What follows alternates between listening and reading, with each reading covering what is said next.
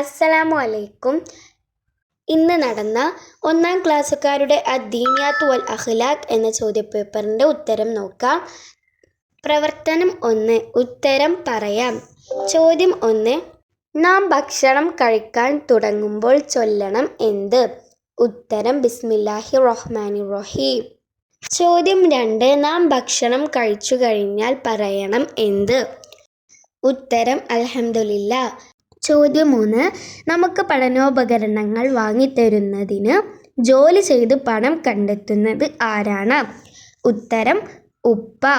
ചോദ്യം 4. 10 മാസത്തോളം നമ്മെ ഗർഭം ധരിച്ചു പ്രസവിച്ചു ആര്? ഉത്തരം ഉമ്മ. ചോദ്യം 5. നമ്മെ ജീവിപ്പിക്കുകയും മരിപ്പിക്കുകയും ചെയ്യുന്നവൻ ആരാണ്?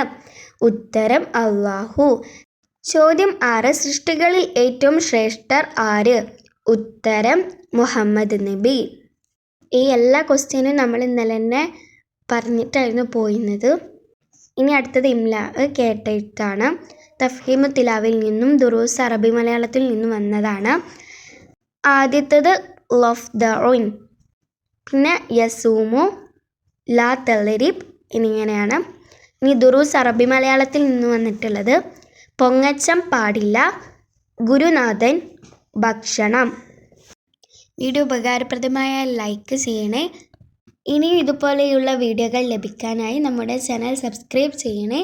അസ്സലാമു അലൈക്കും വറഹ്മത്തുള്ളാഹി വബറകാതുഹു.